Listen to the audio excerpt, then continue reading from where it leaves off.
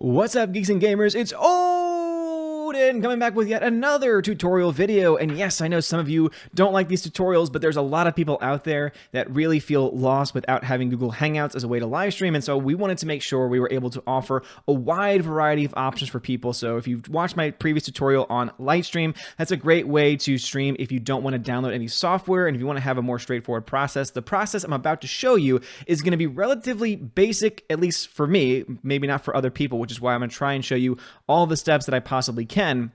But this is going to be how to use Streamlabs OBS. So for those that don't know, I've been using Streamlabs OBS for months now, and I've really found myself thoroughly enjoying it. Is it perfect software? No, but no software is. I just think that this offers you the most bang for your buck, seeing that it's totally free and you get so many rich options with it. I will say first and foremost though, if you do not have a lot of RAM in your computer, this might not be the best option for you because this does use a lot of your processor and it does use a lot of RAM in order to run it. Just sitting at idle, you can see down in the left-hand corner, it's sitting at 2.7% CPU usage. But keep in mind that I've got a pretty decent processor, 16 gigs of RAM, and I never have any problems with it. However, when I was on my old computer, which was a Core i5 processor and about 8 gigs of RAM, it was using almost 80 to 90% of my CPU. So I just want to put that out there. If you don't have a decent CPU and if you don't have a decent amount of RAM in your computer, this option will probably not be viable to you. I recommend just using regular old OBS because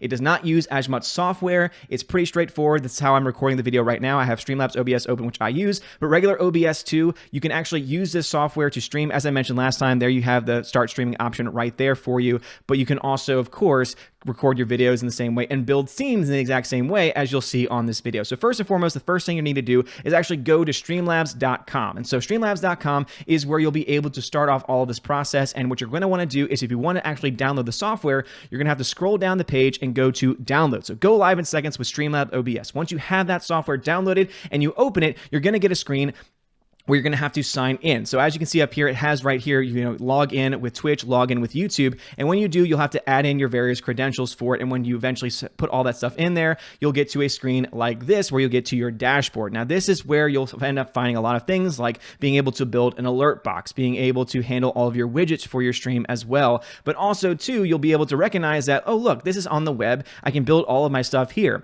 But when you download the software, what you'll notice is, oh my gosh, wait a minute, I actually have the same options here within the actual software itself. And that's the reason why I like Streamlabs OBS, is because it has the same power of OBS where you're able to build scenes, but also it has the same functions that the web does as well. So you don't ever have to actually leave this platform. And so as you can see, you have your alert box that you can build. You have all the various widgets that you can put into your stream as well. There's a merch option also.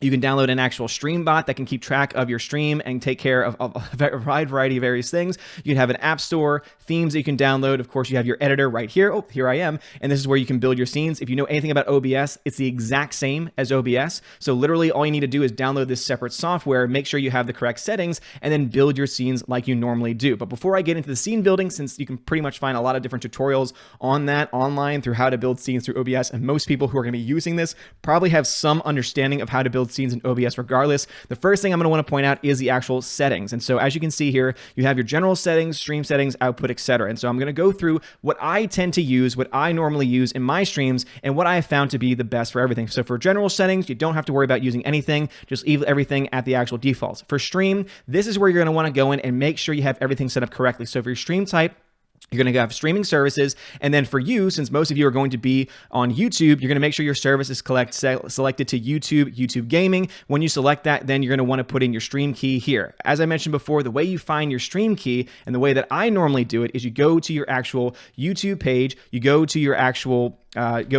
dashboard for it as well. Let me see if I can try and do this without doxing myself like I did on the last video, which thank God, thank you so much to Josiah Rises for helping me out with that. But you go to your live streaming tab here, and if you want to do it the easiest way, and again, this is how I do all of my streams, you go to your stream key here on your channel. Make sure you don't reveal it to anyone else though, because if anyone has access to the stream key, it means that they can actually stream to your profile. So make sure you have everything set up here. You have the title of the stream you want. If you want to schedule it in advance, click on this button, and then it'll tell you that you can schedule schedule for today, for tomorrow, whatever time you want to do. And then once it saves, and you'll see all changes saved, eventually you'll see this pop up where it'll say, oh, your stream is going to be ready in the next 45 minutes. As you can see, boom, live in 35 minutes. Now I'm not actually going live in 35 minutes. The reason why it says 2 o'clock is because this is still set on Central Time, because I, of course, am from New Orleans and I have not been able to reset that here. Let me go ahead and take that off before my subscribers think, oh man, Odin's about to go live today randomly, and my Valkyrie get mad at me again. But anyway, so what you do here is you copy your stream key, you go back over into your Streamlabs OBS software, you go back to your settings, and then you just make sure that stream key is there as such. Once you have that ready, I would click done, because that saves all of your settings and you don't have to worry about it being deleted at all. So you don't have to do it that way. You can do all the settings all in one take and then click done. But that's the best way that I think, just to make sure that you have all your bases covered. So that's all you need to do to put in for stream. Don't worry about server auto detect, because that's not going to pop up. I use Restream, which is a really great service where you're able to stream to multiple locations at the same time, and that's the reason why this will look a little bit different than yours, but it is the same. Just make sure you're set to YouTube gaming, YouTube streaming, and then make sure your stream key is there as such. Now here's where it gets a little complicated, and this is where you're going to have to pretty much play around with your settings as you go through it. So as you can see, right now we're going to deal with video bitrate. So bitrate essentially is the amount of data that your encoder here would be Streamlabs OBS, actually sends your stream out. So here it is set to 3,500 or 3.5 megabits per second. Now, please know that I have a connection speed of 300 megabits per second upload and 300 megabits per second download. I've got very fast internet because I've got a fiber connection here where I am. You may not have the same type of connection. You might have a very bad upload speed, and so therefore this bitrate will probably not be good enough for you because it'll be way too high. You could also have a situation where you're trying to possibly put out a larger image, like a 1080p 60 frames per second image. And if you're doing that, then you're going to want to have a higher encoding setting for your bitrate there. The way you'll be able to know is if you go to just YouTube bitrate settings, it'll tell you how much bitrate you need, minimum and maximum, for YouTube services. Every single streaming service, whether it's Twitch or YouTube or DLive, they all have certain standards that must be met. So you could possibly on your own end up putting too much data out there to the point where it's just constantly going to be buffering because you're overloading their system, or it could be you don't have enough data coming out per second. And so therefore it won't, it'll constantly lag. It'll constantly have a bad connection. So you don't want to play around with this. I've found that the sweet spot is between 3,500 and 3,700 for those that have a good internet connection if you're going to be streaming at 720p, which I highly recommend because many people are not able to stream at anything higher than this, and you find yourself falling into a lot of issues where the stream cuts out for a lot of people. So that's the reason why I've switched my own streams to 720p, especially since I don't game. You don't really have to have anything higher than 720p for a normal stream if all you're going to be doing is talking to every other person that's there. So therefore I have that set at 3,500. The software encoder, I just have that set to the standard software X264. Basically what this means is if you have a graphics card, you can have it be where all the work is done on your graphics card instead of on your actual processor. The reason why people oftentimes recommend the software is because sometimes you can find yourself falling into hiccups if you're trying to run this through your actual processor rather than letting the software handle it for you. It can cause a lot of issues. It's better for you to have this held up in your RAM than it is for it to be bogging up your system, and that's the reason why it ends up being set there instead. Audio bitrate 160, you can play around with this too. This one doesn't really matter nearly as much, but I have it set to 160, which is a pretty standard amount. Enable advanced encoder settings, enforce streaming service bitrate limits. And again, all of this does is just make sure you're not going to be going too much past what you need to do. And then for encoder preset, I have ultra fast. You can play around with this too. Just know that as you can see here, encoder preset, the higher it is, the less CPU usage you actually have. And so therefore, if you have a good CPU, you can have it be actually lower because it'll use less of your CPU. But of course, you'll play around with this. These are the settings that you'll most likely play around with the most, especially that bitrate setting if you're having actual stream issues, which is why I recommend practicing and doing a test stream before actually going live on the channel. This is all about testing things out when you're using an encoder like this, which is why I try to recommend light stream for those that do not want to actually spend the time and the patience not only building scenes, but also making sure that their stream comes out the way that it should.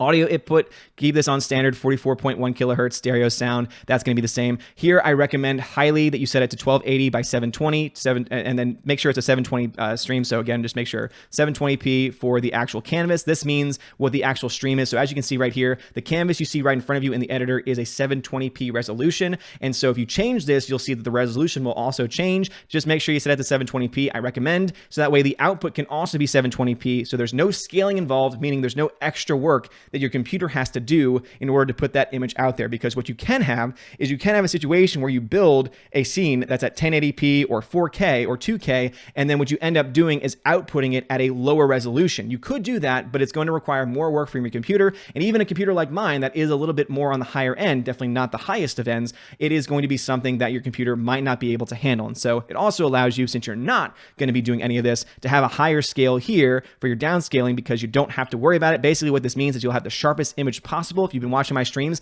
a lot of people have been saying, man, your output looks very good. It's because I have this set 30 frames per second is what most people have. If you have the C920, the Logitech C920, which is what I have, what many other YouTubers have, you're not going to have to go over the 30 frames per second. Anything else here, really, you just don't even have to worry about. You can just skip. You really don't have to play around with it. And as I said before, make sure you click done afterwards. So from here, those are all the main settings. From here, what you do is you actually build your scenes. And so again, if you have any OBS experience, you know exactly what's going to happen. So let's say you want to build a new scene. This is exactly what's going to be seen. What you see right here is what's going to be seen live. And the reason why I recommend Streamlabs OBS is because when you are live, you not only get to see your video in the lower right-hand corner, but you also get to keep track of your recent events. So anytime someone subscribes to your channel, anytime someone donates, anytime someone maybe gives a super chat, if you have those enabled, you will get a notification here and will be able to shout them out. And also at the same time, you will actually have access to your chat window. So as you can see up here in the right hand corner, it says offline,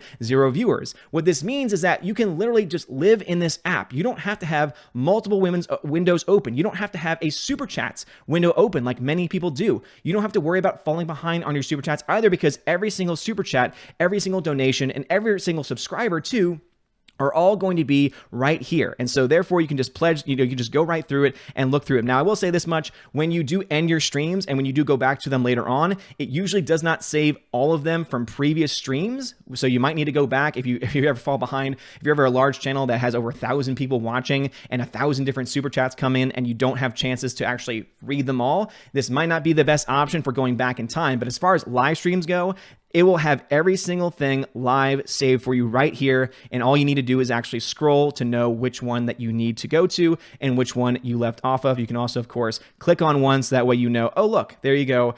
I know this is the last one I left off on. So, oh, where's the check mark? Boom. Now I can go up from here. The editor, of course, is where you're going to be building your scenes. And as I mentioned before, let's say you want to start something new. So what you do is say, I'm going to build a new scene. And the scene is nothing more than what the actual person watching the video will be seeing. So let's go, this is going to be a test scene. Boom. Anytime you add a new scene, as you can see, you have nothing in there because you need to add what we call sources. So let's say I want to add an image. Let's say that there is a standard image for my channel. You can just add the image. You can go find the search for the file. If it's a PNG, JPEG, etc., it'll be eligible for that. Let's say instead, maybe you want to actually add a video camera. You put video capture device, add source. So as you can see, I already have an existing source in here, but let's say that you didn't, you would make sure that new source is put there. Now let me see, I just want to put webcam because I want to make sure I name it so that way I don't have to worry about searching for it later on and not remembering what it is. So boom, I want to add in, and let's say I want to have it to be my Logitech camera. Now, as you can see, it's not popping up right now because I'm currently using a lot of different sources for it, but also it's currently set to a higher standard. So let's say I want to set it to 920 by 1080 because I know that's exactly what it's going to end up doing. Now, as you can see, it's still not popping up because of the fact that I already have this being used in other software services. But this is where your video will pop up, and once it does pop up, you'll be able to move around. So let me go back to the live stream. Once it's popped up, what you can do then is you can then move it around wherever it is you want. You can make it as small or as big as you want. See, I can rescale it, put it in the right-hand corner here. Let's say maybe I want to add in a web page behind me. I can go to the sources and I add browser source, or what I'd recommend is actually to recommend, or rather what I would have is window capture, because then any browser window you have open, for example, it could be this one right here, you can add, and that can be your background for it. So let's say I do want to do that. So let's say window capture, add source, and let's say let's new source, add new source, and then as you can see, all the tabs are right up right here. So let me go ahead and pull up my last project that I did. Boom, look at that. I have my new project up right there, and as you can see in the actual Streamlabs, that's actually my editor. That's what's being shown right now, because again, this is what happens when you when you have too many windows open. But as you can see, boom, it's popped up right here. But look, it's too big. Now I could just shrink it and do all that kind of stuff, or I could right click on it, go to transform, and let's say fit to screen. That's going to then leave it in the full screen like that. Now, some people are saying, okay, but wait a minute, my video is currently behind it. The reason why is because, as you can see, the first source I have listed is the window capture. And down here is where my video is mentioned. So if I want my video to be in front of this source, I drag it up like this, put it in front, and then I put my donation ticker. Same thing though.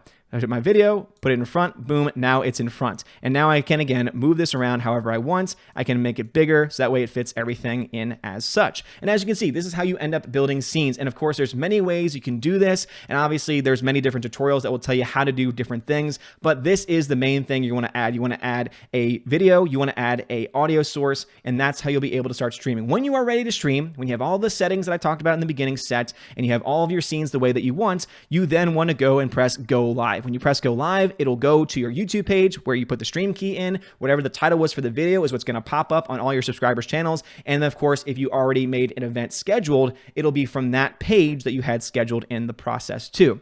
So as you can see, guys, I really don't find it to be that crazy. I don't really find it to be that complicated. Many people do, and I'm sure there's going to be many people that have many other questions that you're going to want to ask, which is why we're doing this series. I was not able to cover everything because a regular long video would be probably over an hour long, covering every single small detail of Streamlabs OBS, but I highly recommend it because of the fact you're able to do so much for it. So let me try and make sure I'm able to get all this stuff set back to what I normally was. So let's say I want to remove something. Boom, I want to remove the source. Okay, that is now gone. And let me say, I want to have this be where it was before. So I want to transform this and I want to have fit to screen. And as you can see, it's now fit to screen. My donation ticker, I move back in front because that is how you do it. But as I said before, it just has a lot of different features. It has basically the web page built right into it. You have your actual window chat. You have your actual YouTube chat built into it as well. And also you can track all of your super chats, all of your donations, all of your subscribers. And that's the other thing too. Last thing I want to talk about is donations. And so one thing that you can do with Streamlabs is, let's say that you're a channel that is not monetized.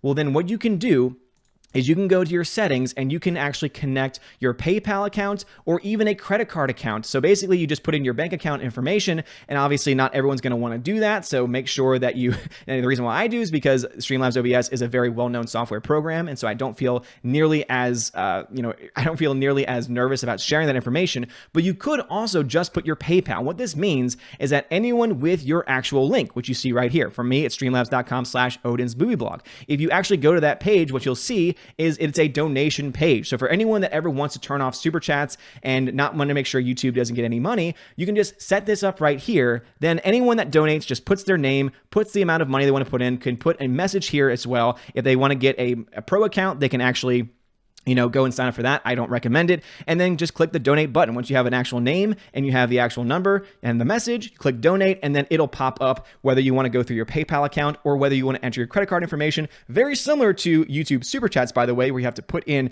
your credit card information the first time, but you can also do it through PayPal directly, which I think is a really cool option. Now, you might not get the credit card option right away because Streamlabs does have a safety feature put in where you have to have at least one stream or one or two streams in before you can be eligible to add your credit card information, so that way people can actually charge their credit cards when they want to donate. But this is a great option because you get almost 100% of all profits. If someone donates $100 here, guess what? It means that you get about $96 worth of that money. Compared to YouTube, where if you donate $100, the person that you're donating to only gets about 70.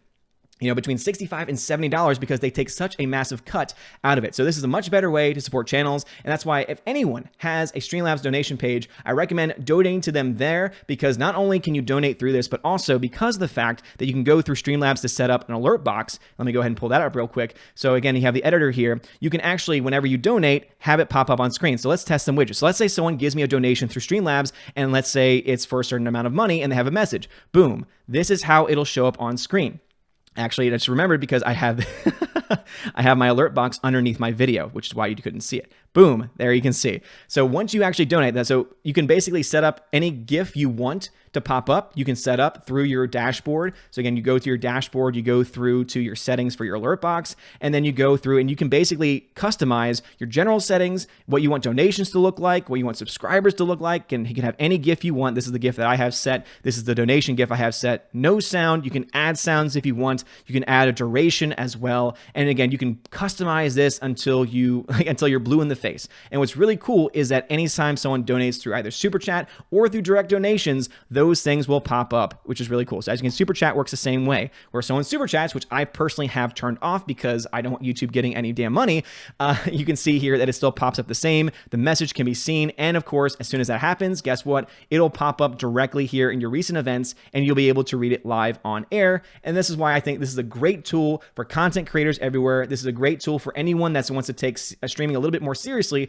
because what this allows for is it allows for you to stream to other places too, especially if you use Restream. It becomes very simple. And I might do a tutorial on that on my main channel over at Odin's Movie Blog, or possibly my secondary channel, Welcome to Asgard, because that gets a little bit more complex. But once you learn it, it becomes a very easy way to stream. And also, it allows for you to go anywhere you want without having to rely on YouTube. Because let's say YouTube takes your channel down, well, you can start a DLive channel, you can get the stream key for that, and all you need to do is update your stream key and where you're streaming to in your editor, or rather in your settings, and then you can stream the exact same thing. So let's say I have a starting soon page where it has a theme song. I have a live stream. I have an ending page. All of this stuff stays exactly the same. The only thing that I need to change is the actual stream key, and then I can take all of the stuff that I've set up spending time building anywhere I want, which makes it a great service. So sorry for the long video, everybody, and I know that not everyone likes these tutorial videos, but I think that these tutorial videos are extremely important for those people that are trying to find a way past Hangouts on air. But also, if you never want to rely on YouTube ever again, if you never want to rely on any of the services that they provide, like the really crappy little cam service they're offering right now,